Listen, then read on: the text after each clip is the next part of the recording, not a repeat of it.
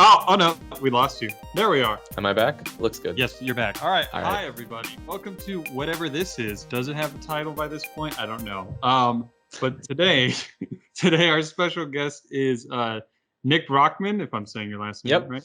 All right, cool. Yeah, Nick Brachman from Leader Everybody. Games, game dev. Let's see. Where do we want to start? Let's take me through some of your early days in getting to become a game dev. Like, where do you go from being Nick, Yu-Gi-Oh fanboy, board game nerd, to being Nick, a dev at Leader Games? Yeah, totally. So like a lot of other people who talk about getting into games, a pretty non-linear path. But I grew up in Wisconsin, and whatnot, playing a lot of my family. I would only later learn how common it, or like how uncommon it was, how often my family would play games. I grew up playing a lot of card games. Evenings, when I was 12, we're learning how to play, euchre or sheep's head, with my uncles and aunts and stuff up at the lake.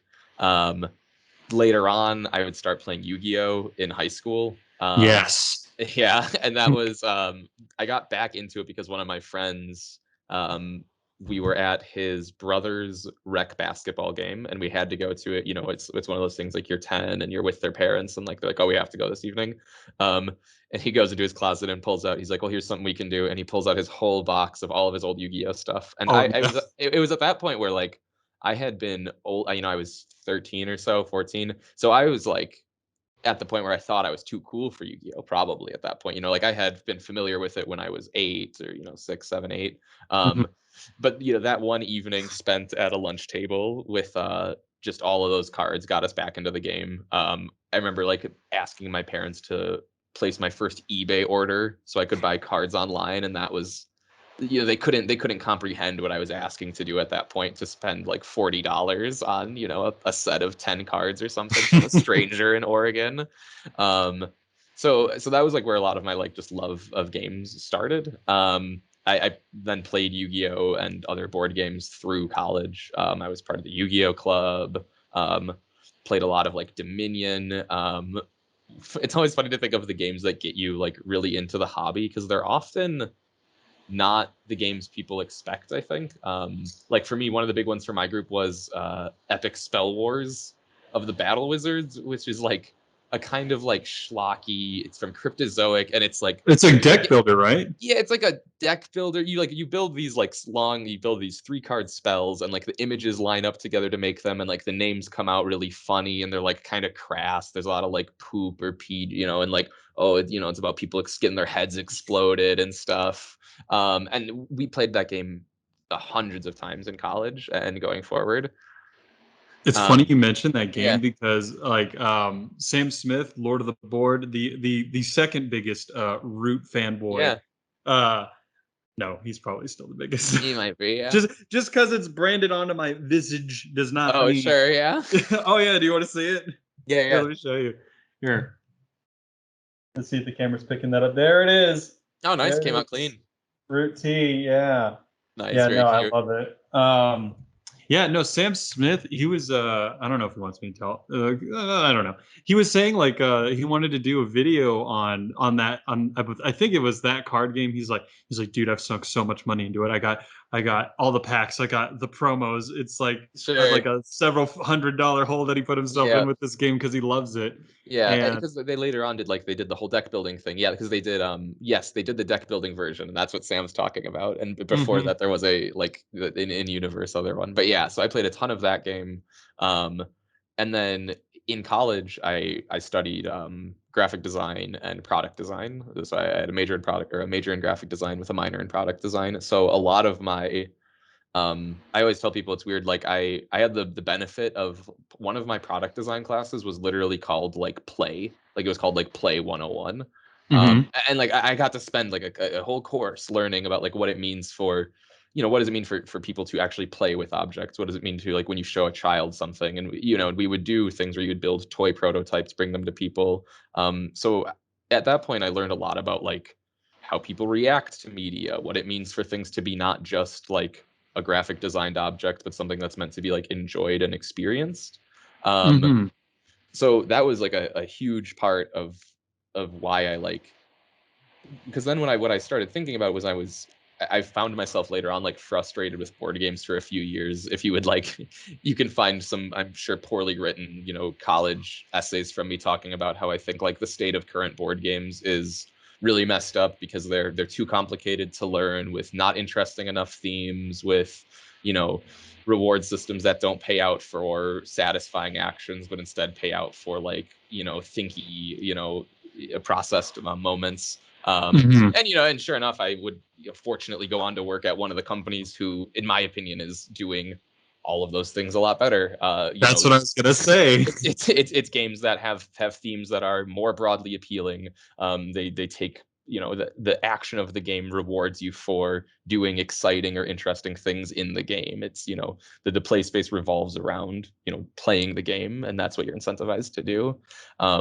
Because there's a photo of it somewhere. I'll try to send it to you. Maybe you can Yeah, I put can it on the edit it in. screen or It'll be something. in right here. Yeah, if I can find it. But it's me and my partner Maddie at the first or second Gen Con I had been to, but I was there to buy a copy of Vast. And like it just so happens Patrick was like, yeah, I had no idea who Patrick was at this point, right? He was just taking a photo of his booth to send to some people, like you do. But in the background, waiting in line, you see me waiting to get my copy of Vast, and like, sure enough, 2 years later, I would be talking to Patrick, interviewing him, because yeah, I was one of the people who bought Vast at the second Gen Con, and I brought it to my Airbnb with my 4 friends, and like I tried to like teach him how to play it that one night, and and Patrick knows, like, I had the same experience a lot of people do with that first night of trying to learn Vast, where like I remember telling him in an interview and I was like, oh, it didn't go well.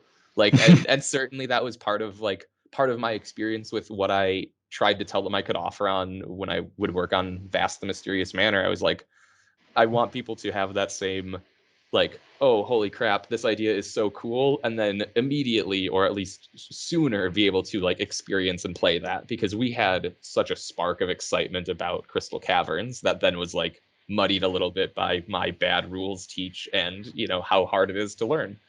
Oh Um, yeah, I totally feel for that. Like like whenever I play games with people for the first time, like whether they're like, I say quote unquote hardcore. I mean, yeah, I have a bunch of games, but it's not like I have like Ark Nova or something back here. right. But like there is that kind of stress and somewhat like, disappointing feeling every now and then whenever you learn a new game. It's like, oh, like it's the first game and it's such a slog and yada yada yada. But Yeah. like at the same time, that's just kind of the nature of learning a game for the first time. But I think, with the right level of like enthusiasm and patience, like even if that first game's a wash, like as long as the rules start to become clearer as the Mhm. game is played more and more, which has been my experience, playing like things like Root and Oath and everything like that. Yeah. um then the game's worth investing that time into, especially if it has like a powerful theme and excellent artwork and like, the components are like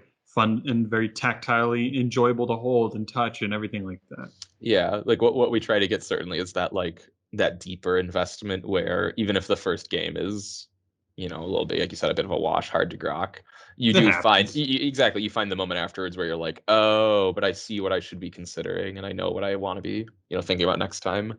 Um, but yeah, so got derailed there. Oh yeah, so talking about Vast. Vast, I bought vast. Vast. I bought Vast, Mhm. and then yeah, I like after college, I had my degree in graphic design and product design, and I was not able to get a job doing either of those.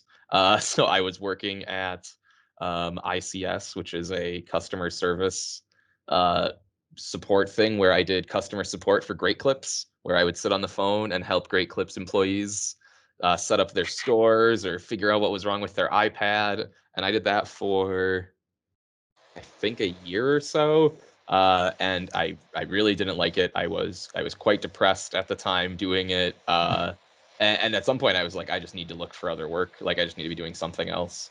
And uh, like just on a lucky whim, I was part of a local gaming group, which it's called like Glitch Gaming. They still do stuff. And they had a newsletter that I was subscribed to, and it just said, "Hey, Leader Games is looking for a graphic designer for a few month gig. We don't know fast. Mhm. Apply." And I just took the shot because I really didn't want to be doing what I was doing at the time. And You know, it's so far gone at this point. But even at the time, I even remember I had reached out to them. They weren't quite sure yet if they wanted me or not. I wasn't really sure what was happening. What I later found out, the funny detail was they had actually hired another person for the position briefly, and Oh no. it's totally fair. Like I mean, Oh yeah. I had applied right at the end, so they had hired somebody else. They worked there for like a week, and you know, at this point, this is like 5 years ago or something. And they worked for a week, and the company was nothing, and decided like I actually don't think this is what I want to be doing. And then Patrick reached back out to me and was like, "Hey, we like extra need somebody now," because they needed to get the files ready for. This was before Root had come out, so they were finishing Root, and we were getting Mysterious Manor ready, and I had to help get the files ready for the factory. And they were like, "Yeah, it'll be like a 6-month gig. We don't know if it'll last afterwards." Uh, So this is like what, late 2018? yeah, it's got to be 2018, I think. Yeah, because Root came Uh, out in 2019, right? yeah, I'm looking at my calendar here. I always get it messed up. Yeah, 2018, I think it would be then. Mhm. Maybe 2017. Those COVID years always mess me up. Something like that. And yeah, and then you know, it worked out that Root went really well. We had Mysterious Manor to work on, so I was able to stay busy. I worked on, you know, Mysterious Manor is kind of where I like cut my teeth on game development. Patrick Mhm. would give me like a lot of, you know, Patrick had a lot of ideas for how he wanted to do the project. I had some ideas for what a game could be, you know, with very little experience. But Patrick trusted me a lot, and I appreciate him so much still to this day for it. But he trusted me a lot to take some stabs at some of the factions. I remember like, you know, one of the big ones was like the skeletons, and I came up with like the skeleton marching order and how that system would work of like dying and coming back to the front and things like that. And you know, things like that, little moments, being able to help on the expansion, kind of showed Cole and Patrick that they could trust me, I guess, with you know, how much I thought about these games as much as they did. Uh, and then, you know, at that point, I was hired full time to just keep doing whatever weird job they defined it as at the time, graphic design / game development. And then as the company grew, you know, graphic design responsibilities kind of would get split between me and Patrick. We then hired Patty, who's an incredibly talented graphic designer. They now do like, I'd say like all, you know, real, any of the real graphic design Patty's doing. Mhm. I'm doing the stuff that I can do preliminary layout for myself. I can get things where I want them to be, and then I go to Patty and I'm like, hey, can you like really clean this up, make it look like a professional thing? And that's where Patty Yeah, comes like from. arranging it and then just like tightening it up. Yeah, exactly. Yeah, there's Okay. differences, and it's nice that me and Cole have enough graphic design skills to like make our own prototypes and stuff, right? Because there's sometimes such little details where it's helpful to be able to shuffle stuff around. But you know, I could show my version of the player boards versus Patty's, and you know, Patty's version is, you know, is like the professional board game looking one. They've worked in at other publishers prior to working at Leader Games, so they know what it means to like make games for a large audience, which is I always think one of the craziest aspects, and again, the amount of trust that Patrick and Cole have given me with like, I've never made, prior to working here, I've never made products or anything that reached this many people. Like Mysterious Manor was instantly a million times bigger project than anything I had worked on. Like that had people had seen my work ever. And I remember that was like like I was surprised, frankly. I remember like getting the final box and I'm like, oh yeah, I put those words there. You know what I Oh mean? yeah.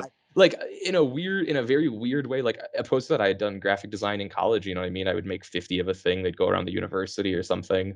You know, and I had Mhm. done some small stuff for the college where like, oh, I did the Christmas card for the university one year. So like, okay, a few thousand of those went out. That's kind of cool.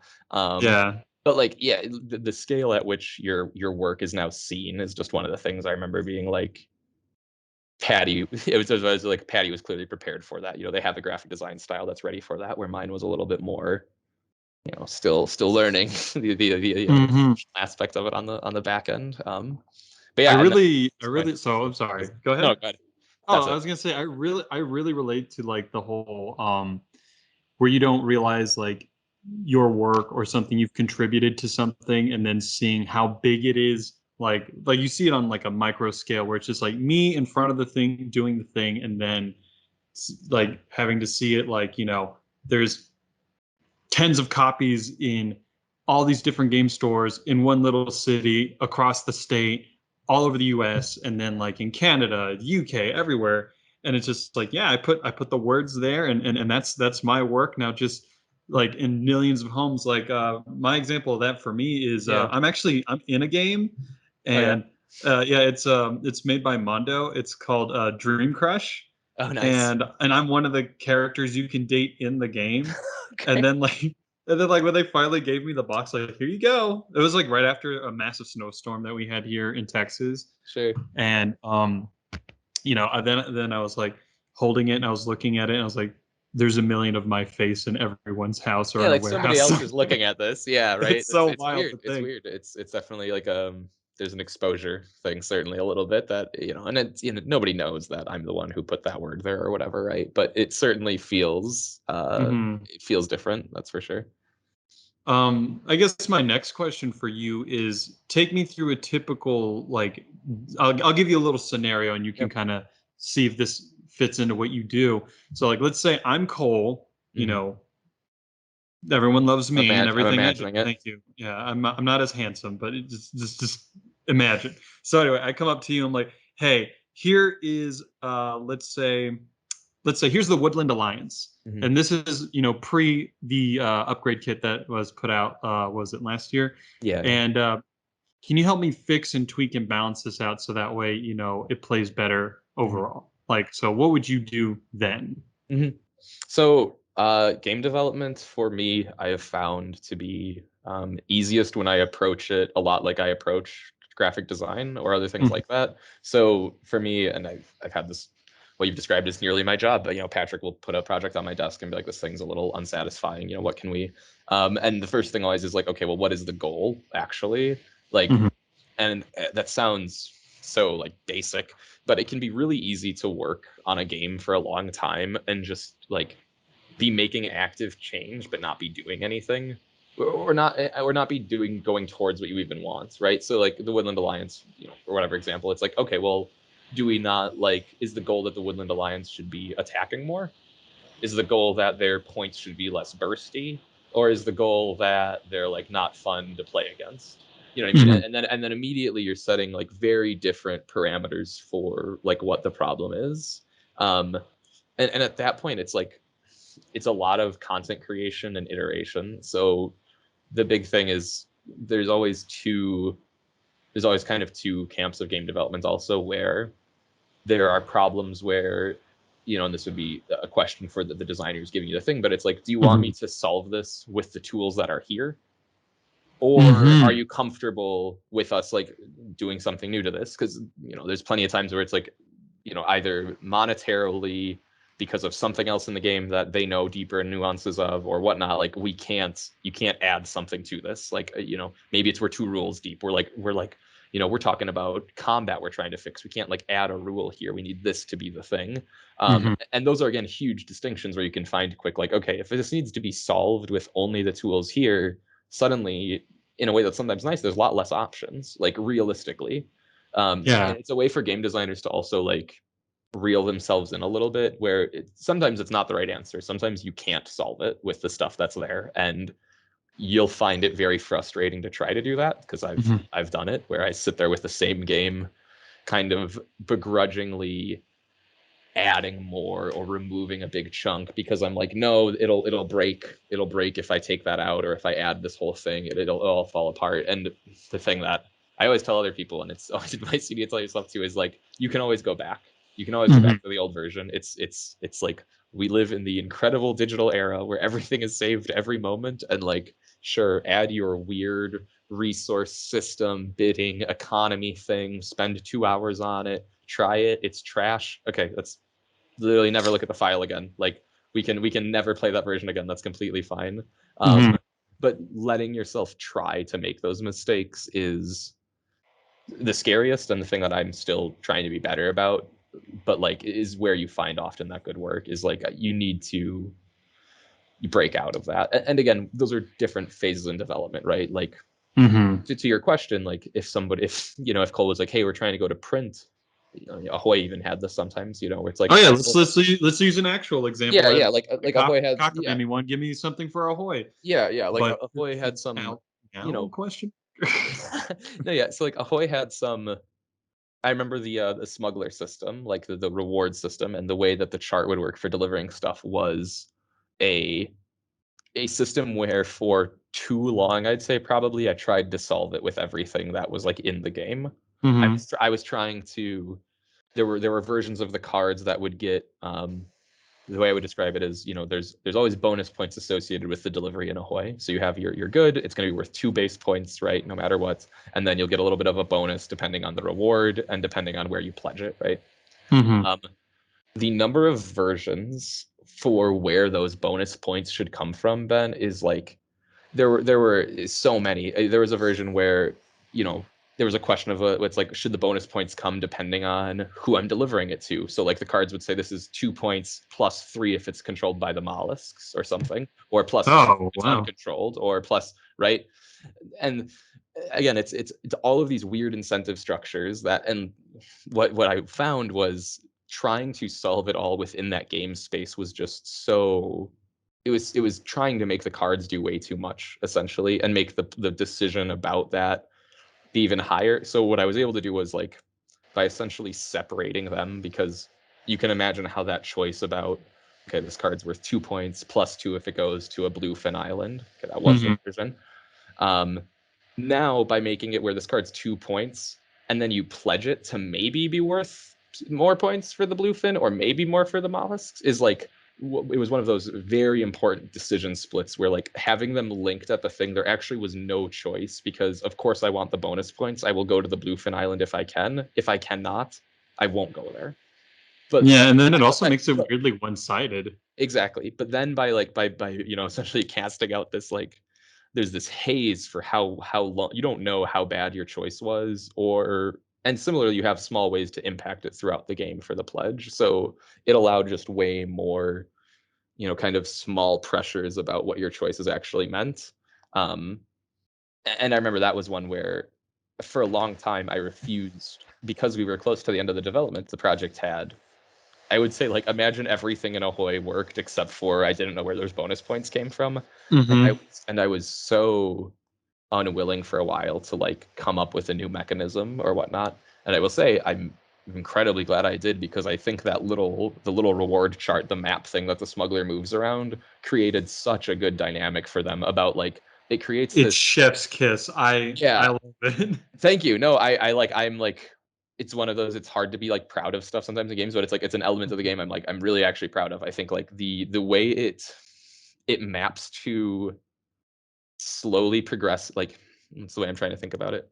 The way it is able to handle soft planning is so good, because of the fact of, like, that in 2 turns you could be here or you could be here, but then, and then, like, those the paths essentially get like fog of war almost out, where it's like, okay, then from here, you could go up to, you could start to go back up to these 2 spaces to get these rewards, but again, that's only going to be if the deliveries come how you need. So there's this, the thing I realized was the choice needed to be, there needed to be more room between you making the mistake of the choice and it actually happening. And that was like the big thing that the reward chart does also, where you'll start to move towards a thing only to find that later on you shouldn't have. Oh my gosh, your cat is so cute. I know she's just like, I want all the love. Come on over.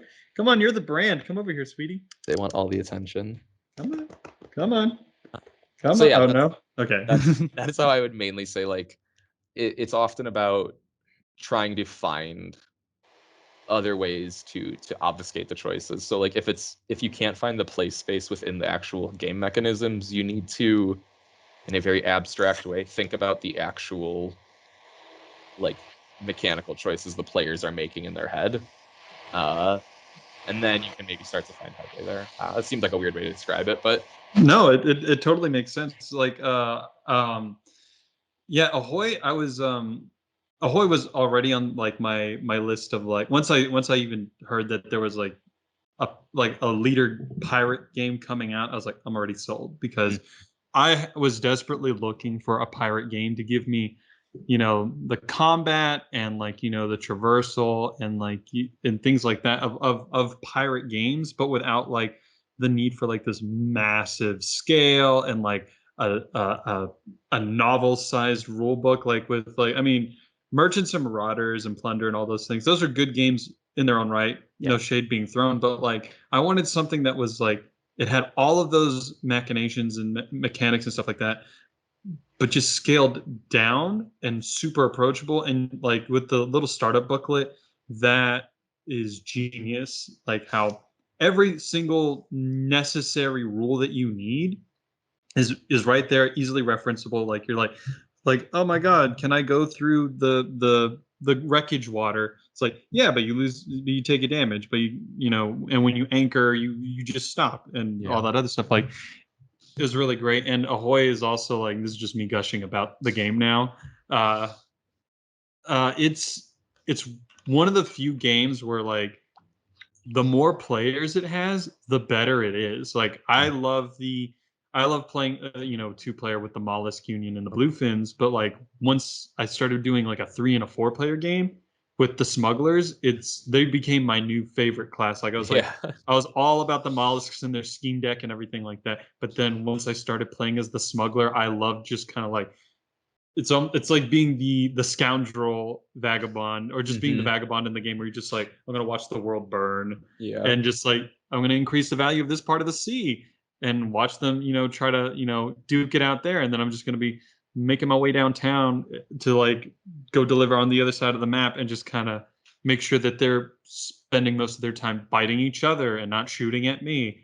And the fact that you can do so much when you go to an island to like pick up a crew, deliver somebody, and everything like that. Like I taught it to people who'd never played any of Leader's games, who haven't tried an asymmetric game at all, or had ever played Ahoy, and everybody picked up on it so quickly, and they were like, "Bring this back again. We want to play it again." And they loved it. The thing I think that's like it's always great to hear is like a lot of people excuse me, when working on Ahoy, I remember one of the funny like things I noticed when people would talk about it in relation to other pirate games and stuff like that was pirate games like mean a lot. Like pirate stuff means a lot of different stuff to a lot of different people, is what I realized. When, you know, if you talk about like pirate stuff to like one person, they might be like, oh, it's about finding treasure. And then you ask another person, they're like, no, it's about cannons. And you ask another person, they're like, no, it's about like the crew on the ship. And then other people are like, no, it's about the map, it's about the ocean, right? And Ahoy is, because it's asymmetric, and I think its theme and mechanics are tied so well, it's able to get away with like creating such a full pirate world that you kind of like it gets away with having almost all of those things in it, which is, you know, I think the comparisons to Merchants and Marauders, a lot of people mention is apt, but it's the thing that I like is where Ahoy has all of that, and it is in a little bit of a smaller box. Like you're able to get a full pirate experience with islands, with landscape, with governments, with smuggling, and yeah, like it all happens in 90 minutes, and I think that's like what I love about it. It like feels like a movie almost in that way. It's like kind of like it's like kind of like cheesy almost. It's like feels cheap, like, but it's like cliche in a way that I really like. It like it just has all of them. Yeah, this is what me and Tim Fowers were talking about. That like the mark of a great game is where it almost creates the cinematic feel. And like, yeah, it sounds cheesy and everything like that, but like it really lends yourself to the experience in creating that. You know, I'm in a pirate scenario. I'm not just playing a game with the pastiche of a pirate theme thrown on there. Exactly, and that's one of the big, yeah, like it's to my core. It's one of the big things I always I really appreciate our games, and I know Patrick and Cole are so adamant about like, yeah, not just trying to plaster on something that isn't going to like resonate at least a little bit emotionally. You know, because yeah, taking actions and having them mean something is, you know, just a way better way to go about it.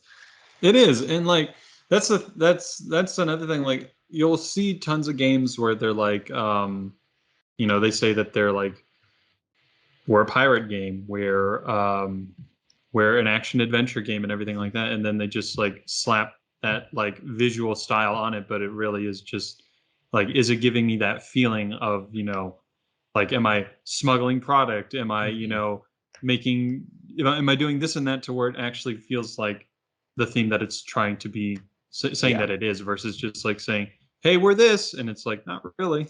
Yeah. And that's something Ahoy does really well. And it's one of my, I can't get it to the table enough. Thank you for signing it, by the way. You and Patrick, that was so nice of you guys to sign Oh, up no for me. problem. It was easily like my must get when I was going to Gen Con because it was my first one, and Nice. and I made a beeline for y'all like once I finally got a break because I was working like I was stressing out my boss AJ. I was working for Colossal Oh, or okay. Surf and Meeple, Yep. and I was stressing them out because they're like, "Do you want to take your break?" I'm like, "Never, never. I'm gonna earn my keep. I'm gonna sweat it out here just like everybody else." And then Yeah. when they finally let me go, I was just like, "All right, I'll be right back." And Just I just run. yeah, exactly. And it was funny when I first met you. I was like, "This man is like caffeine incarnate. He's just." Speaking so quickly and so animatedly, and I'm like worried your heart's gonna give out or something. Probably was at the time. Yeah, it was probably It's like he's close. drinking black coffee. Yeah. No, I'm a bit of a fast talker, I've been told. It's Oh, that. it's okay. I'm the same way. I either Yeah. talk extremely slowly or I'm like going a mile a minute, and everyone just thinks I'm just blabbering on. Yeah. 2 seconds. I'm gonna grab something real quick. I'll Totally. cut this part out. A massive amount of peanut butter before before the interview, so I just want to Just we'll just parched. cut Yeah. exactly. Oh My wait, man is this. parched.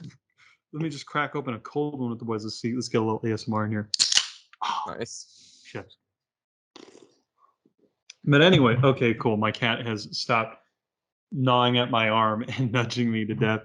Um, Cute. I mean, we can keep talking about Ahoy, or we can kind of dance around a little bit, just see where the conversation takes us. Because like, it's I really love playing as the smugglers, and while I totally understand like you want to play it, you know, with the way it tells you to, like when you're playing with two, play as mollusks and play as bluefins, and when you're playing everyone else, you do bluefin, smuggler, mollusk, smuggler. I Mm. like that arrangement in the four-player dynamic because then, um, people aren't just like I don't know. I feel like breaking up like I guess I'll give my thoughts on Yeah, yeah. how I feel about it, and you can kind of tell me what the intention was behind it. So by breaking up all the different factions like that, you're making it so like the smugglers aren't just like all going at once and then the mollusks go and the bluefins are in a weird position in the turn count so that way they're not just like hoarding control and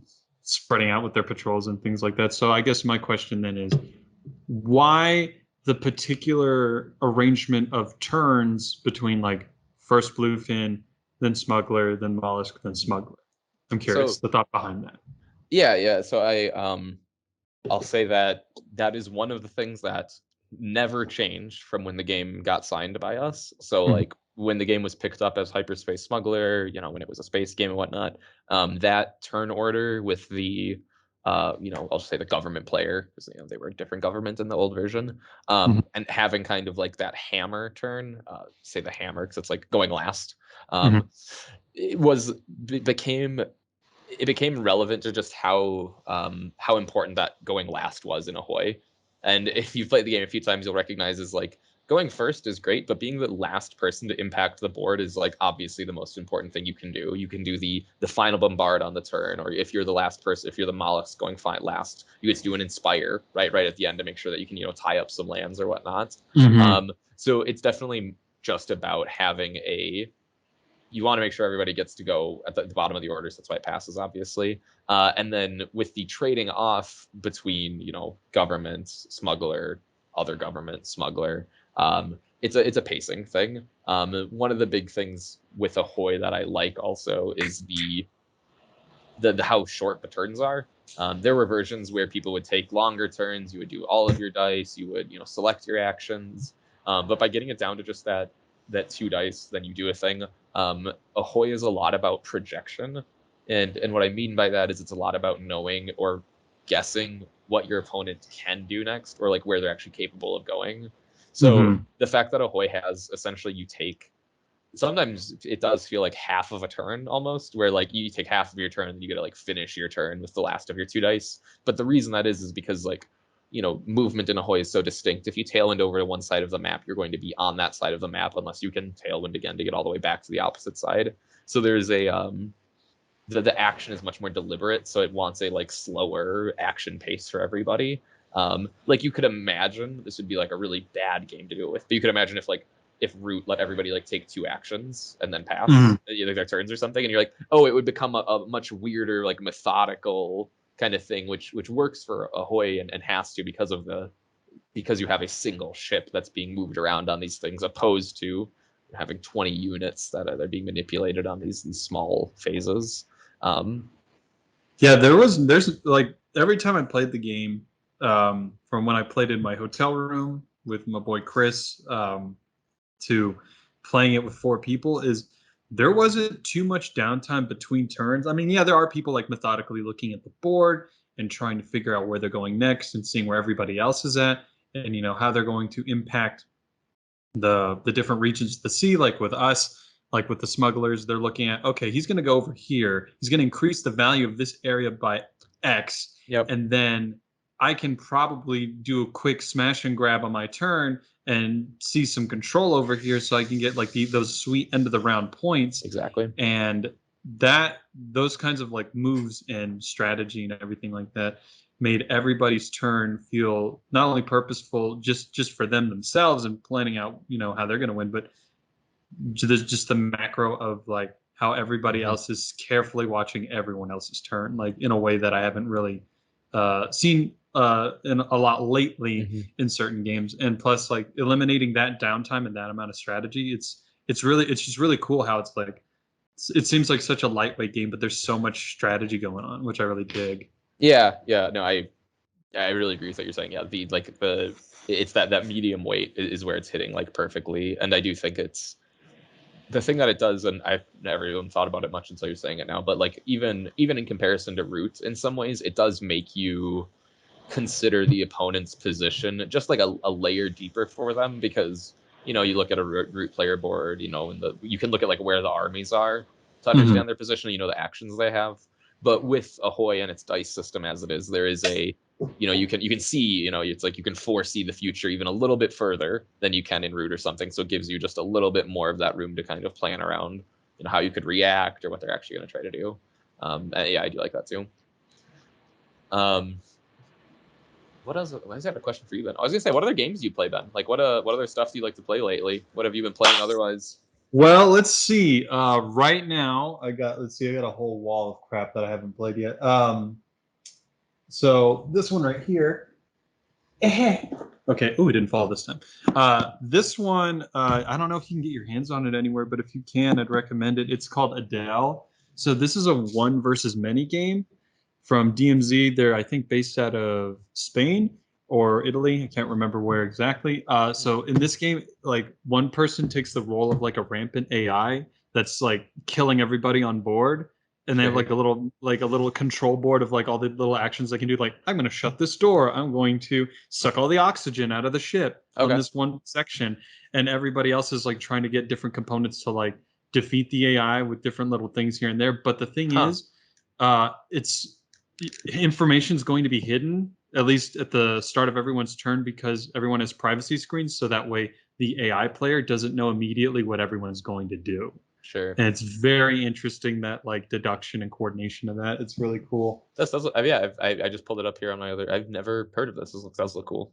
Yeah, the art too is really sick. I love that. And I think they had an alien variant expansion. Oh, cool. That I did get my hands on. And yeah, that I've been playing that. And there's a game I'm waiting for to show up now that my friend Max from Million Games made. It's called Soria, and going back to like using theme properly. So this game, he was heavily inspired by Nemesis, which is another game that I really like. And what it is, it's like a dinosaur survival island game. I describe it to everyone I tell about it as like the best Jurassic Park game that they have yet to make. So in the middle, there's like a ticking time element to the game, where there's a volcano in the center and it's spewing out lava. And then there's like day and night cycles, and there's not an actively like competitive nature to the game necessarily, and it's not co-op either. So like each character has a thematic objective for them to complete. Like the photographer needs to find like dinosaurs across the island of a specific type, take pictures of them to score victory points. The counselor has to rescue children, and the hunter is like the one that's actively trying to kill dinosaurs. And there's also multiple ways to escape the island, like where you can Mm. escape on the helipad, but you have to activate the telemetry tower to send out the signal. Okay. Or there's the boat, but you have to get the parts to get it started, and it's really good. And it once again uses its themes Yeah. and translates them very well into gameplay mechanics. Was that one also a one versus many, you said, or it was a co-op, that one? No, that one's just kind of like an every Just a man for co-op. themselves Oh, game. it's an all-man. Okay, gotcha. Yeah. It's really cool. There is like a trader element to it, Sure. um, where like if somebody's playing as a saboteur and there's an expansion coming out, which he told me I can't say too much about, but it's gonna add some co-op in there, and that's all I can really say about that. Oh, neat. But That sounds it's neat. sick. And let's get down to brass tacks. You're a man of fine tastes. I see you got your Teddy Fresh shirt on. Oh, sure. Yeah. I have one They of the. make nice clothes. They do make nice They clothes. make I like have the way the. their t-shirts fit me. I've hit my age where I liked the way something fit, and I was like, sure, let's just buy like 10 of those. Are we the same age? How old are you? 28. Oh, I'm 29. I'm Oh, there you just go. Okay. yeah. No, I I'm a definitely young 28. My birthday's in August, so yeah. I was always the young one in my. I'm fixing to be 30 in February, and like I finally hit that point where I don't know. I don't know if it's like I think about what I'm wearing, but like so much is just like I don't want to look like a total bum when I leave the house. So I'm like, Right. yeah, like I mean, obviously you throw on a t-shirt and shorts and you go bounce and go grab crap from the grocery store or Right. whatever.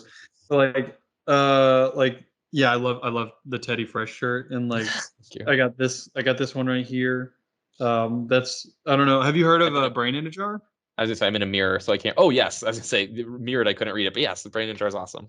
Yeah. This is her collab shirt with the Meeps, and it's just run by one lady, Luna, up in Portland. Oh, cool. And I love like the colors, the way it fits and feels. I was gonna like recommend it to you. It's super comfortable. Nice. And I also like those people, so that's always a good a good oh cool, bonus. yeah. Yeah, I think I've watched their stuff before. but I do have one. So I tried to put the word out for questions, and the only question I got was from Sam, Oh my yeah, what friend you got? Sam, and he says he will not accept any other answer other than one of the two. Uh, just Yep. prepare. Okay, so white or wheat bread? Oh, wheat. Okay, Wheat. are you are you I'm an adamant wheat bread. a wheat bread man? Yeah, Yeah. same here. I got. There you go, Sam. I did that one for you. I'll say it. White bread's for kids. You know, Yeah. it's time to grow up to more adult things. If you're still Yeah, eating the white exactly. bread, Keep the crusts on the get bread. Get get the yourself wheat bread. get yourself some 7 grain. Some you're gonna be okay. um. So so you were into the Yu-Gi-Oh card game. Did you ever read the manga as a kid? A little bit, yeah, for a while, because I made my parents get me that Shonen Jump subscription. Yeah. Yeah. I had that. Exactly. I So was there, there at yeah, the school library first thing in the morning picking it up. yeah. So they were at that time. The manga was like doing. I think they were doing GX or whatever at the time. Which for the people who aren't so familiar, GX is in my opinion, one of the best arcs where there's a Yu-Gi-Oh boarding school where where you can send your kids to go and play Yu-Gi-Oh professionally and become a pro Yu-Gi-Oh player. And there's It was the very much sports of the it, time. it plays into that. Yeah, like it just plays into that when you're a kid and you're like, oh, boarding school seems cool, like because I'm not at home, and it plays into that aspect It's certainly. like it was like Harry Potter with Yu-Gi-Oh. Yep. There's different houses. You if you got placed, and like if you didn't want to be in the bad one.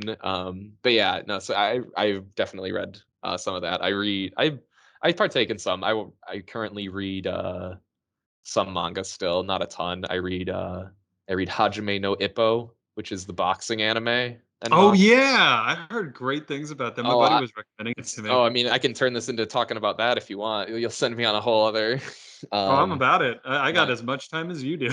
I can give you my short. Hajime Yeah. no Ippo is such a good boxing anime and manga in that same, when I was talking about 2017, 2018, when I was depressed and looking for work outside of my customer service job, I started Mm-hmm. watching Hajime no Ippo and looking for work. And I still box now to this day. Still, like 5 years later, I like still go to boxing classes. I like spar and stuff.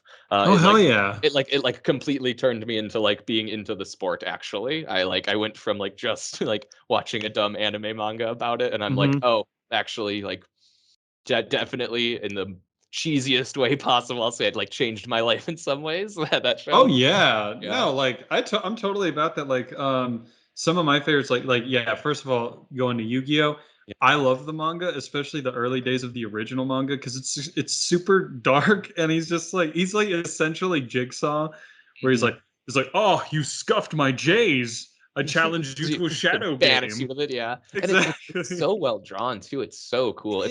It's one of the things I think people don't give enough credit to is like it's fun to clown on it because I get it as a kid's The card game hair. and stuff. But like, no, yeah, dude, the fashion in that show, like that guy drew people dressed so cool. Like, I yeah, know. I everybody was wanted always it. dressed up so cool in that show. Yeah. It was like what if Yu Hakusho but with a touch of that Final Fantasy flair, and I was Yeah, just like, yeah, hell yeah, a buckles, little bit more chains, zippers. collars, buckles, studs. Yeah, you're right. It's like add a little bit more of those and you get to it. Yeah. Oh, dude, like I'm not gonna lie, there was definitely probably like a 1 week phase where I was like, I could maybe make this happen, and then like I went out and like I just got hardcore clown. I was like, never again. Never mind. Yeah, you try. You gotta try once. Yeah. That's so funny. Yeah. That was Yeah, no, like the manga was so violent and dark, and I loved it. And then like I was also watching the show. I was like, this is nothing like what I was reading, where yeah. he's murdering people in like hilariously ironic ways, and then like he's meanwhile they're just like friendship and all Right. that other crap. Now it's And I'm about just friendship and capitalism and yeah. exactly. It's like it's what the show's all about. Yeah. Who's your favorite Yu-Gi-Oh character from the OG and GX? Oh boy. OG. Okay, so hmm, if it's GX, it'd be Cyrus, the kid from Rye who plays Viacroids or whatever, who plays the Roid deck. Oh, the one with the aqua colored hair and the Yep, glasses. yep. I really like Cyrus. Yeah, he's like the B character He's in my boy. he's like the Joey Wheeler in that one. And then I think I would say like Teenage Nick, huge Merrick fan. Teenage Nick was like, Merrick is probably the coolest you can be as a person is being Merrick. With some more distance, I think Joey Wheeler's gotta like he's come around, obviously. Well, Yeah. both sincere enjoyment and meme enjoyment. Joey Wheeler's actually the best character. Oh Like, yeah, yeah, especially with that just that one frame where he's like just like that yeah. intense face. I love it. Yeah, for me, God, I yeah. think early days I was always a Joey Wheeler stan. Like in the comics, I like in the manga I liked him a lot because he was less of a prick Yep. really early on. And then I really loved like all the random B characters. Like I loved Joey and I loved Tristan a lot, even though Yep. Tristan Yep. does next to Not nothing in the nothing. entire series. Yep. He's just there. Did you I ever was watch Yu-Gi-Oh! Abridged as a kid? Oh yeah, totally. Yeah, those early YouTube days, of course. I was watching Mhm. Yu-Gi-Oh! Abridged, DBZ Abridged. Yeah. Oh man. Yeah, of That was course. the jam. No, Those but like going back to like how you're like, crap, I can't remember the name. What's the English name of the of the manga, the boxing one that you were talking about? Ippo is what it's just called. Yeah. Hippo? Okay, yeah. Ippo. So like, like getting that cheesy feeling from like, it changed my life. Like Yeah.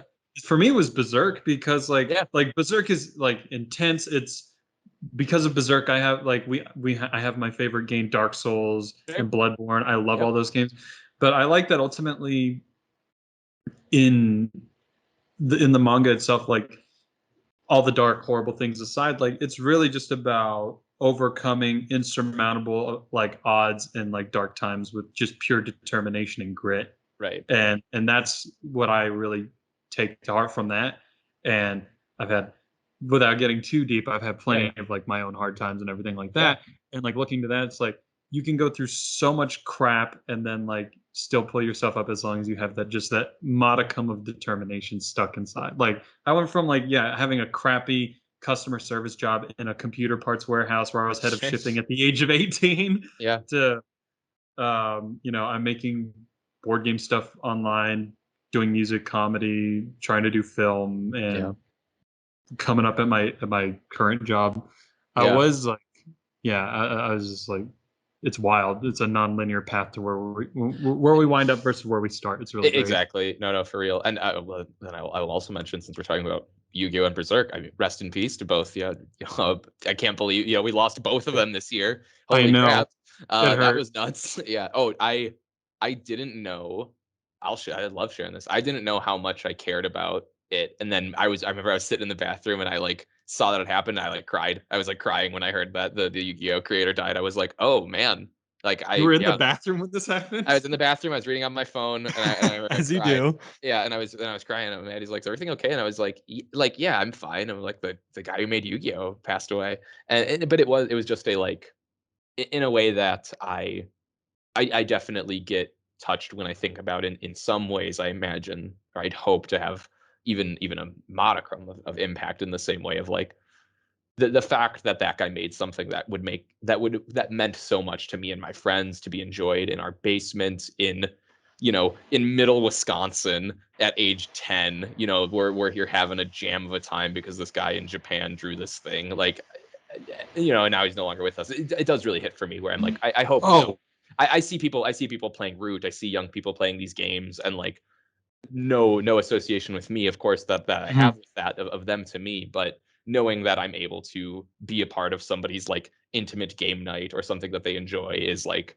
really the reason I've found so much like appreciation that I even get to work in the industry that I do, is the fact that someday somebody's going to be like, oh man, remember when we used to play Root, like when we were 12? yeah, I'm like, that stuff for me, that'll hit the hardest for me, of like, dang, that's really cool to be part of somebody's like youth and formative experiences, for sure. exactly. I mean, I hope no matter where I end up, whether it's in film or board games, that or just somebody like, remember that weird like video with that guy or whatever, like how he used to watch it. Oh yeah, let's bring it up. It's been forever. Yeah, Like if I have even remotely that close of an impact on somebody, I'll consider my life's success, like right there. through the And like roof, right? Yeah.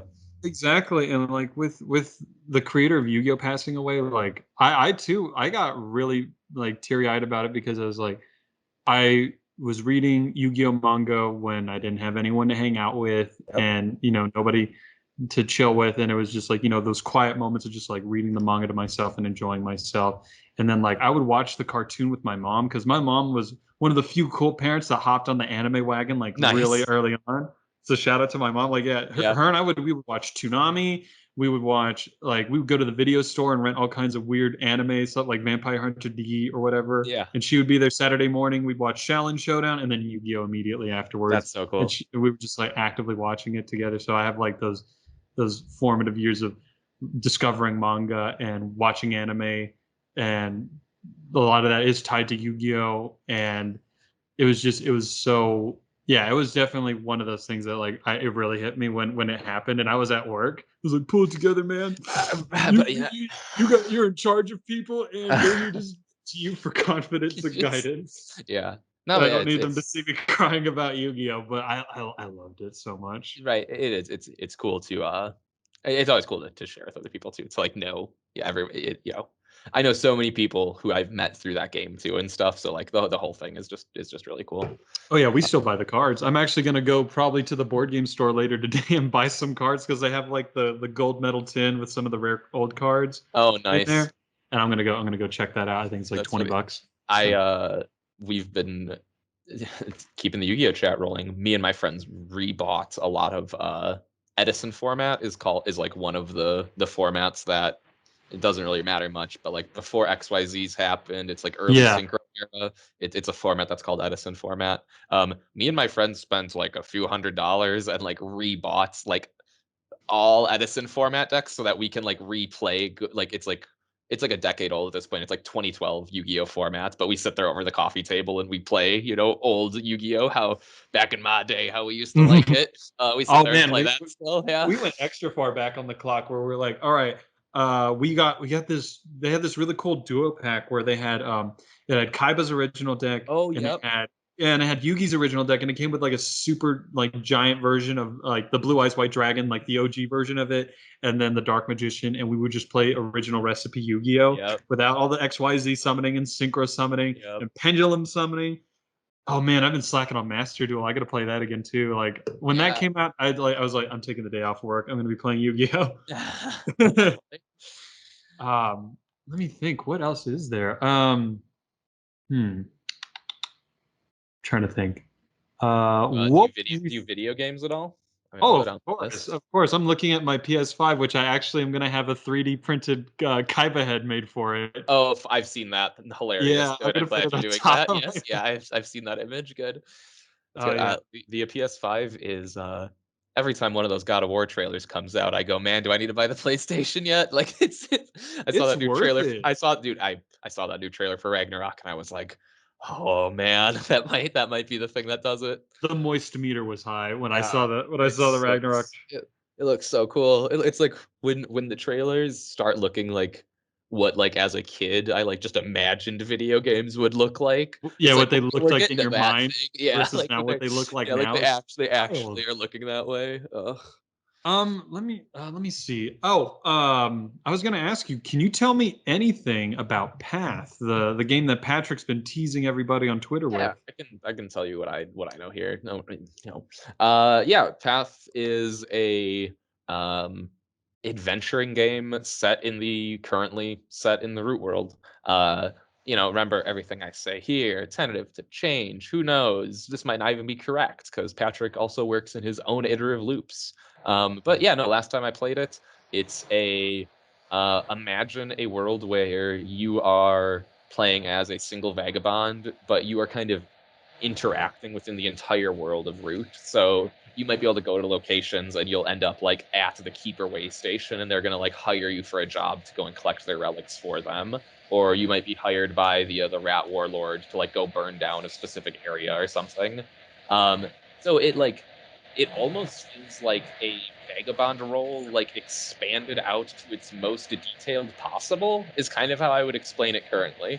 Where Yeah. you still have to manage your boots, you still have to do all this stuff, but it is in a much more of an adventuring sense. You might be out on the opposite side of the world gaining favor with the cats and like doing that, and you are on the other side of the world. And at the end of the game, we'll see, and this is, games change a lot, but we'll see maybe whose faction, who you're in alignment with, who's did the best maybe, or okay, so Hmm. if the cats are in the lead and I have the best alignment with them, maybe I'm winning, or maybe the goal is to make the cats win this other scoring vector thing and then I win because I made them do that. So it's definitely playing in that alliances area more. Um, Yeah, yeah, it kind I of think a lot that about sounds that. really interesting. It kind of sounds like Betrayal at House on the Hill, like as far as as far as, well, when I was looking at it, I was like the tile placement to expand out the world like reminds me of like Lord of the Rings Journeys Through Middle Earth, Yep. or like Hero Quest or Sure. any of those games. And then like um I would just I that sounds really cool, and it sounds like you could easily like, and once again, this is all Yeah. this is all early stuff, but like it sounds like you could add like like a lone marquee member, or like just like different faction, like single player faction characters, and then just like, and this is just me like Just imagining in do my it. mind what it would be like you guys are collecting victory points by going out and questing, or forging an alliance with X, Y, and Z. And Yeah. that sounds really enticing, because I love the warfare aspect of Root, and I love the historical war of Oath. And I was definitely like, I can't wait for like a more adventure-y, almost like RPG-esque Root That is what I style would like describe this as. game. Definitely. Yeah, Yep. that's what it sounds like to me. Is like, Yep. what if Root, but an RPG, but not Dungeons and Dragons, where there's like, Yep. exploration, tile placement, and management of your own inventory and everything. It sounds like Talisman essentially. Yeah, yeah. The thing I thought about it was like I liked it where it at least in terms of our titles, I was like, this is the one.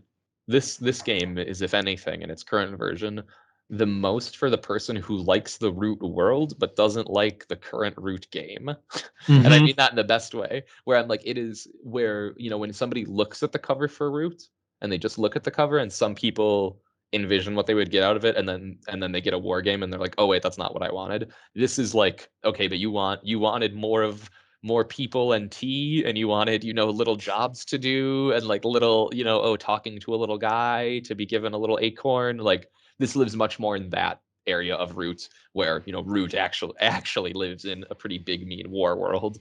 This Yeah. is much more about that like it's about the people in Root.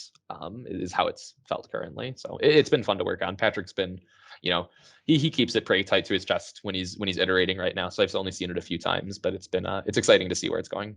He's a very subtly sassy man on the Twitter because like I remember I tweeted at him before Gen Con, was like, is Ahoy gonna be at Gen Con? He's like, it's out at sea. Or if it was like the Leader Games Twitter, I was like, and then I walk in and it's like, they're all right there.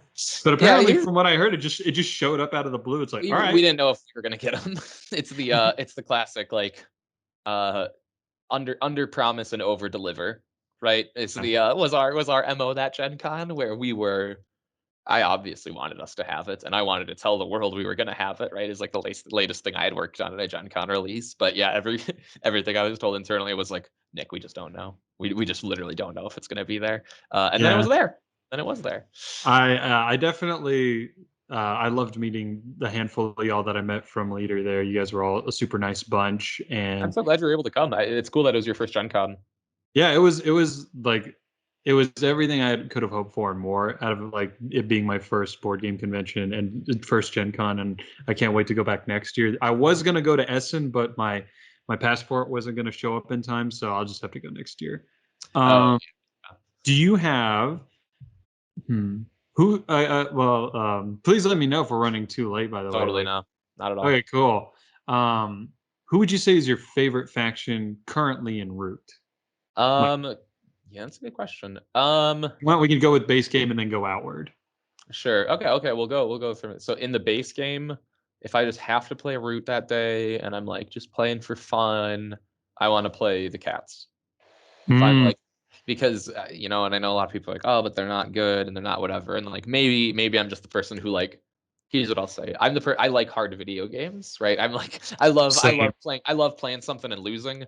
So the idea that I pick the marquee and get stomped is like not going to dwell on me literally at all, but it will feel extra good if I, finagle the cool, plan to win with a faction that some Yeah, the people think is clutch like, win. with some people think is a little bit less power strong. Because like I'm anti. I think especially with the current version of Root and all its changes and stuff. I think Marquee are very good, and in just in that small box environment in the four, they have a lot of cool stuff they can do.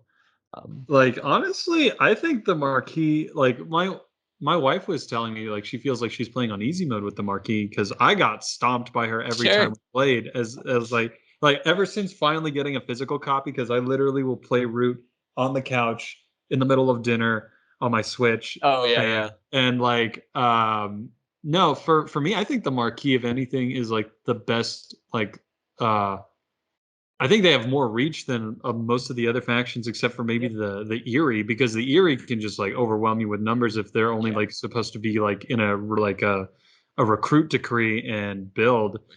But I think my favorite faction, and like you had said, I love the climb. I love Yeah. the difficulty spike and overcoming it. Like that's why I love Dark Souls, Elden Ring, Sure. Yeah. Yeah. Bloodborne, all that stuff.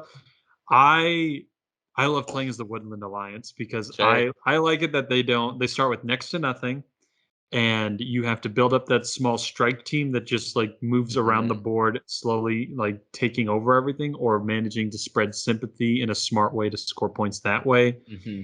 And that's why I really love them a lot. Now, my next favorite would be the Vagabond, and specifically the Scoundrel Vagabond is my favorite. I Nice. love the I love the element of I want to watch the world burn, so I'm Yeah. literally going to set fire to the Just. clearing. That's going to be my next piece, actually. Like Oh, I nice. was I was going to try and get a hold of Kyle to do something for me in his art style, but like the next root theme tattoo I think I'm going to get is the Scoundrel Vagabond because it was a tie between the root T and the Scoundrel just because Yeah. Yeah. I love the design and I love the gameplay element of them. I think the Vagabonds are super fun to play as. Yeah. I think then if I was gonna go then after Marquee, if I'm going out to like include the whole thing, I would probably say Corvid. I really like.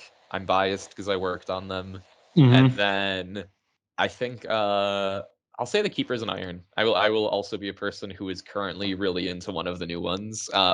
Josh, our rules editor and developer, did most of the like most of the iterations of them. He's the one who arrived at the current version. And because of that, I think I still am like surprised by them in a way that, when you work on games yourself, it's really hard to, when I play Ahoy currently, it's really hard for me to like surprise myself by doing something in the game a little bit right, or have something come up that I'm not Mhm. familiar with. But the Keepers in Iron, one, they're very hard. So I'd say if you like a difficult faction, start playing them then. They're really hard. I Uh, need to grab a copy. yeah, get a copy of Marauder and try to win with the Keepers. They're tricky.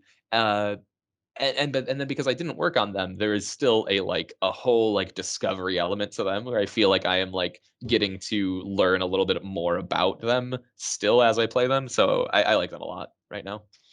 Yeah, I still need to get more expansions for the game, but Nice. I like recently, like I when I bought the game, I bought the base game, I bought the bougie neoprene mat, Nice. and I got the resin markers too. But I also got the hirelings box, and I really like how these kind of because Sam, once again going back to Sam, Lord of the Board, Mm. he recommended to me like definitely grab the hirelings because they enhance like a two-player game by adding that element of like a miniaturized version of the factions. Yep. And I also like I said, I played on the Switch and I have all the expansions that are available on there. I like the river folk are really fun. I like the element of them being like essentially like a semi-free agent, like another vagabond-esque character. Yeah. But they definitely will accrue like a massive numbers that is just like out of this world whenever they like decide to finally like turn tail and start assaulting everyone. People deciding to buy way too much from the Yeah. otters, and then suddenly you're like, oh, that's why you don't buy from the otters every turn. Yeah. I actually printed out I don't have it in the living room anywhere. I printed out I got like a screen grab of the King of Hundreds Hmm. because I was like I really want to see like more of the expansion characters, and I'm like torn between getting the Marauders expansion because I want to try like Keepers in Iron, and the King of Hundreds look Yeah. great, and or no, the Lord of Lord of Hundreds. Hundreds. Yeah. And then I also want to get the Riverfolk expansion so I can have my boy the Scoundrel Vagabond because I play him Mm. all the time on the Switch. And I did this thing where I was working on like a TikTok that I might put out or something where I was just like I was giving voices to characters in games and I was having so much fun with the Lord of Hundreds because of all of his different moves, and he's Moods. like Yeah. Ratigan.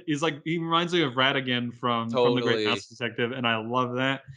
And I was just like playing the game by my like with and one night I was just like doing the voices of all the different like moods and stuff like that. And the I have to grab it. Yeah. What Marauder, can I you think I will say I think Marauder, it's only crazy to say because everybody, Riverfolk was the best expansion, then Underworld was the best expansion. A lot of people think Marauder is the best expansion now, so I mean I'll just say what the people are saying. They say it's worth it. Yeah. I do. The other thing was going back to the Corvid. Yeah. Those are the ones I really wanted to play. Like I'd seen the Duchy played and everything like that, but I really wanted the Corvid because I love espionage and Hmm. I love that trap element. I'm Yep. just like, that's for me, and I love my crows. Yeah. A little lying, a little Um, bluffing. So, what do you have anything you can tell me maybe about the possibility of Root becoming an animated series? Question mark. So we have one. I'll say I would love that to happen. I'll just say again, I'll be in the camp of people who wants it to happen. Um, it's essentially been like shopped around a few times. It is again in that currently like was shopped around and then nothing phase. So if anybody has hit us up with that Yeah. connection. But yeah, no, making TV shows, I'm sure, is very complicated and I'm sure very different from making board games. So I understand not being, us not jumping into it full force or anything when we don't know what's going on. And the other thing I will say that comes up that I always think is funny is it would really be like the first one where it's a weird sell for a project. I'll say this is just me speaking anecdotally, where it's like, oh, Yeah. this TV show is based on a $60 board game. That's like pretty complicated, and you probably don't need to or want to buy or play first. You're like, Yeah. oh, The thing uh, is like I would that's worry that's a about weird them like sell. Yeah, like, and not only that, like, I would just like worry, like, they're like, all right, guys, look, Netflix, we're loving it. All right, we're on season Or 2 something. Sure. of Root. All right, people are really upset that the game itself is too difficult for them, for the normies, for the soccer moms of the world. Right, right. Can we slap Stranger Things on this bad boy or something like that? Exactly, exactly. I would Right. be so worried that they would just like get their hands into it and just like try to finagle with Root to the point where it doesn't even resemble what it's supposed to be. But Right. that's So just like, once again, anecdotally, like if yeah, whoever the knows, right? if and wins and maybes of it, Right. and But no you know, pressure. I'm sure with a right partner, right person who wants to do it, and right team, like I know that in general, people here would be into the idea of trying something and seeing if it goes and fails or not. Um, we're Yeah, definitely in the boat of trying things here. It's kind of thing I think here. We're always down to try. no pressure. You can slide that script past me and I'll do some voices, because Oh yeah. that's the other thing. That's the other enterprise I have besides like comedy, music, and all that other stuff, is voice acting. Oh cool. And because I did like a bunch of random short cartoons that probably either don't exist anymore or Sure. can't be found anymore on like Newgrounds or early Yeah, YouTube. yeah. I was a young man, or boy, whatever. Young man. um, yeah, Yeah, and voice acting. I No, would yeah. I would love to do that. That'd be so fun, No, because like I was having way too much fun as the Lord of Hundreds. no. I mean, I'm such a I'm a huge like animation cartoon nerd. So like whenever it comes up in office, even as a like, oh, it's something we're like maybe trying to do, I'm like super excited, interested. I'm like, tell me the details. Like, what's the studio? Who they're maybe talking to? Because like, yeah, I mean, I watch Steven Universe, Over the Garden Wall. I'm a big, yeah, like I keep up on modern. I'm 28, but I still watch all of my cartoons made for 16-year-olds and under. Oh yeah, Yeah, like I'm it's the stuff burning I through like. Ed and Eddie right now, like, because on Oh yeah. HBO they have all of them, Yep. sponsored by HBO Max. If you want to Sponsoring. send us the money. Yeah. I'll plug here's my here. I'll plug Yeah. animated series Rise of the Teenage Mutant Ninja Turtles. A- Ooh. and the movie that's on Netflix. All of it's very good. It's all really good. It's really cool. I was never a Teenage Mutant Ninja Turtle person, but the Rise of Teenage Mutant Ninja Turtles is awesome. That's my. Yeah, I really wanted to watch. They had a theatrical release, and I was like, "This looks dope." It's nuts, dude. The animation is insane. The show goes so hard on its action. I had no idea until I started watching it. And I was like, oh, It's hey, like Samurai Jack levels, yeah, it's which super cool. Samurai Jack was a personal favorite in the house as a kid. And like, yeah, I'm burning through Ed, Edd n Eddy right now. We'll watch Rugrats in the morning when we have our coffee. Nice. Just for like some of the episodes where it's just like a lot of adult interaction. Like the Yep. jokes that flew over my head are like hilarious now. Like there's this episode where they all go to, it's like in an earlier season. They all go to the movies to watch, like Stu, Dee Dee, and all of them are going to watch the Dummy Bears movie. Yep. And Grandpa is my spirit animal in that episode, because like everybody's like gasping and like crying and crap like this. Like, land without brains is more like, and then like he's just like roasting The whole everybody. movie, yeah. So good. No, That and that's. Wonderful World of Mickey Mouse on Disney Plus is Oh, hilarious. I need to watch that. I've heard it's really good. Yeah. Dude, it's like that, it's like the peak of SpongeBob's like Sure. humor, and like with a dash of like that Ren and Stimpy and internet era kind of humor. Sure. It's awesome. If you're gonna watch an episode, you should watch the Once Upon an Apple. It's like where Mickey has this over the top musical number to the point Writing where it like the down. voice actor is just shrieking into the mic, and then the evil queen just thinks he's insufferable and is trying to murder him the entire episode, and it's really funny, It has and it been has added just to like my list. it has like gross out like visual gags and stuff like that. I'm sure you've probably seen the meme where they're like the code. Yeah, well, it's one of those shows where it was the same reason I started watching Rise of TMNT was because I had just seen some random clips of it and I was like, oh, this is like I can't believe that's actually in the show. And it was the same thing with the Mickey Mouse one where I was like, oh, this is like very funny. Some of the clips I had seen, I was just surprised how how Mm-hmm. funny it was. I'd never really watched a Mickey Mouse cartoon, so I like didn't think I was in the audience, but it seems like it's super good. All right. Well, I Yeah. think I'll start winding it down Yeah. because I've already taken up quite a bit of your time, but this has been a great time. It's a good Wednesday for me. I'm not doing much today, so it's Me always good to neither. take an hour. I'm gonna go. I got paid, and I'm gonna waste my paycheck on board games. Nice. I try to make it to where I buy a game and I play a game before I buy another one. What's your what's like latest thing you're like about to play, or like, what do you Buy? have coming up, or but yeah, what are you trying to buy and what are you trying to play? Okay, I'm trying to buy Nice. Flamecraft. Okay. Yep. It's like yeah, I'm trying to play Dulce by Stronghold, and Oh, I've looked at that one. That's is that the chocolate one? yeah, it's like it's here. Let me see. Do I have it here? I do. Ah, it's right here because I was literally in the midst of doing some B-roll this morning. Nice.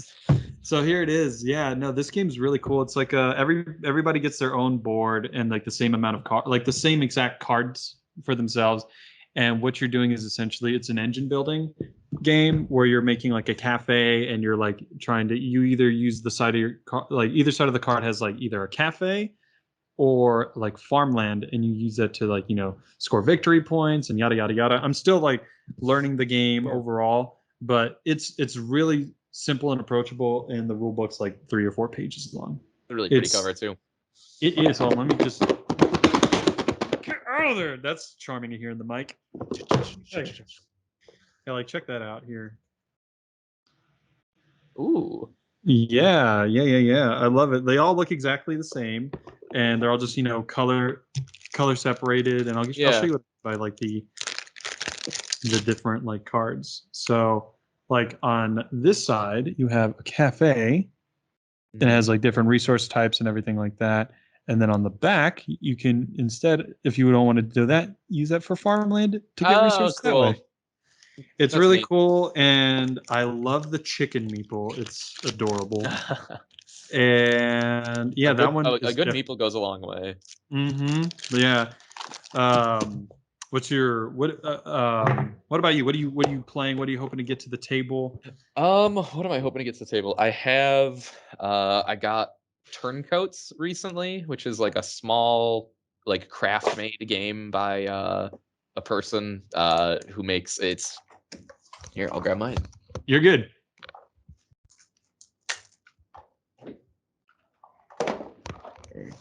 So I have Turncoats. Oh God, the hair is luscious. It's long right now. I used to it's weird. You look like you could be vaguely related to me and my brother. Like if I had the beard and the long hair, you wouldn't be able to tell the difference. So yeah, Turncoats is it's like an area control game that you play with just these beads. I think it has like a lot of inspirations from like PAX games and whatnot. So this was like a cool small creator thing. And then I will Air, Land, and Sea, Flies, Lies, and Supplies. Whoa! This game is so good. This game is so good. I played the first one a lot.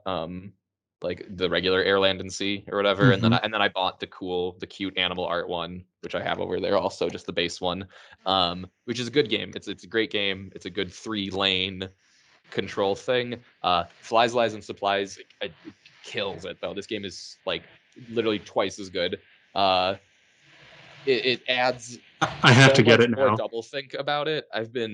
With this will come a plug of one other thing. I'll say I've been playing way too much of. I never play phone games. I like try not to because I don't stand by them. But I've been playing way too much Marvel Snap, and which is also goes again. I'm not a big Marvel person. I don't, it's fine.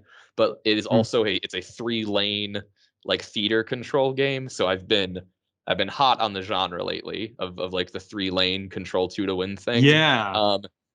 Marvel Snap is like the best digital version of that idea that exists currently. It sounds like that. Pokemon Unite, like almost. Yeah, kind of. And then this is like the best way you could do it in tabletop. There's a lot of reasons that Marvel Snap is good because it's a digital card game. It can do things like good double blind reveals and whatnot, and like hidden information it can handle a lot better. But this game gets about as close as you can to like handling that same like Yomi double think, like, oh, if they play here, I need to play here, but then I can't because of this. So that's what I would recommend is Air, Land, and Sea and Marvel Snap. Those are my two backs. Nice. I've been really into like smaller, more compact games because like I have my big, grandiose like miniature games and all that other stuff. But like I at a point like became like I guess fatigued with miniatures and everything like that. Yeah. Like I'm in love with like meeples, and I think acrylics are definitely the way to go if you're gonna like instead of like doing if you're not gonna do meeples and you're gonna do plastic anything. I think Yeah. acrylics would probably be a better option because they're less expensive than miniatures. I love miniatures. I paint them all the time, Yeah. but with games, I was like, when I see them and I'm like miniatures, I'm like, eh? But when I see them with like, meeples and acrylics, I'm like, oh, thank God. I'll Thank say God. I know it's only for me, but I'm like miniatures. The only reason I get burned out on them or did eventually was when I recognized how many of them I'm like, and it's fine. I'm not going to paint them, but then I am like, oh, the game like literally doesn't look as good as I like wish it did in my like my mind's eye, and so like I like soured on some of them that way where I was Same like, no, way. yeah, Same wavelength about that. yeah, I'll plug a couple more little things yeah, I yeah. got. What do you got? Get out of the way, fat cat. Move it. Thank you. Thank you. Appreciate you. Uh, uh,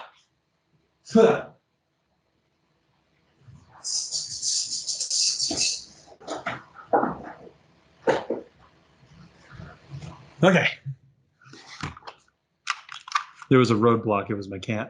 That I guess Yeah. our joke is always there was traffic on the way. It was the cat. So, she's huge. Like, I'll send you a picture of her like just laying down. She is massive. Do you know how many pounds? I don't want to know. I think You don't want to know? Okay. she's like 20. Okay. That is a big She's cat. like when she sits up, her stomach goes over her back feet. And I don't know how much of that is Yeah. her fur or like just like Yeah. she's a Just fat. girth. Yeah. Yeah, exactly. So like lately, so this one was recommended to me by AJ, my boss that I and friend from Gen Con. Boomerang, where you're making the most of your trip around Europe. They also have there's the original Australian one and there's the US one. It's a flip and right. So like you're drafting cards that you're passing around. Like every round, everybody gets 7 cards, and you take one from the hand that you have currently, and you pass it around, and then you have like your whole trip laid out for you, and you score different various ways. Like there's your throw and catch, which is like the first card you pick, and the last card you place. You subtract the difference between them, and you get points for that. Hmm. And then there's like symbols where it's like if you have 2 pairs of like matching vehicle types, that's like your modes of transportation you're taking around Europe, you'll score Sure. for those. And then like cuisine and the sites, like whether it's like art, architecture, or natural sites. That one's really I good. see. Yeah. um this one, my friend Bonzinator on Twitch and everything like that, she when I went to Disneyland, she brought this to our lunch that we were desperately trying to make on time because we literally landed, went to the hotel, showered, ran out, and met her at a restaurant for lunch. So this one's a really gorgeous one by Bombix. They That also is did pretty. Glow. I Oh, don't know okay. if Yep. Glow's great. Like this game, you're making a codex, and there's like everyone gets like a starting card, and it's just 20 points to win, and you're just like carefully placing out cards to like get resources, and so that you're able to place more cards to score points. And the first Mm, person to get to 20 activates the end game, and the person with the highest score wins. You can learn it in like 2 minutes, sure. and it's gorgeous. Like the cards are like this gilded gold with excellent art, and it's only like $15, and I'd recommend it to anyone. It's, Nice. it's awesome. And then the last one is a prototype that I got sent to me by Grail, by my boy Matt. It's called 11 Seas, The Guilty Party, which is a sequel to their other game, 11 Seas, where you're making cups of tea to score points. But this one's like the murder Yeah. mystery part of it, and you're trying to like pass guilt to everyone else while also giving yourself guilt and just managing that. Okay. And it's really cool. I love it a lot. Like I love murder mystery games. I wish there were Yeah. more, and I can't wait to see more people check that out. It's a good time. It's like a poison in my cup, your cup kind of thing. Kind of a little bit. Okay. So like we're gonna be playing cards. Everybody has the same kind of like in like Camping Creatures by Mhm. Keymaster, where everyone has the same exact card types. It's just playing them the right way to like I see. shift guilt. Like the guilt is like used is measured with like these sugar I cube see. looking keys and it cubes. It's a neat one. Anything else you wanna tell the people? Not really. Not much else is going on. I mean, studios working hard. We're in we got our new office. We've been getting used to that. We're just getting everything running again. I've got some prototypes I'm working on. Nothing too of note to share. Hoping to get those through the pipeline eventually. I will obviously bug everybody and tell everybody all about my game if and when it does get published. Mm-hmm. Um, but yeah, no, things are going good here. We're working on arcs still. We're finishing that. Oh, Patrick's I working on missed the Path. Kickstarter for that. Oh, I was You'll be broke able at to the get it time. later. It's okay. You'll be, we don't do exclusives or anything. You'll be okay. Oh yeah. But yeah, no, it's been going really good. Staff's going good. We're ready for another year of it. I think everybody's pretty energized after Gen Con, so we're just excited to be working again. Mm-hmm. Yep. I'm slowly pumping out content here and there because my full time job, and then the 2 days I have off, I'm either Yeah, yeah.